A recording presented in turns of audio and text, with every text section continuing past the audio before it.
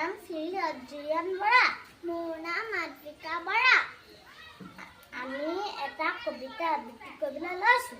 কবিতাটিৰ নাম হ'ল মাহীদেউ পুতলা। কবি নিৰ্মলপ্ৰভা বৰদলৈ। আমাৰ ওচৰতে মাহীদেউ ঘৰ, তেওঁৰ পুতলাটিৰ হ'ল এদিন জ্বৰ। হাঁচিও পানী লগা জ্বৰ।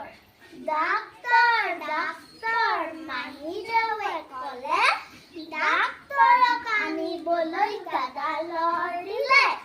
দৌৰ দৌৰ দৌৰ, টক টক টক। ডাক্তৰে দুৱাৰত কৰে টক টক। পুতলাই ভয় খাই কপে ঠক ঠক।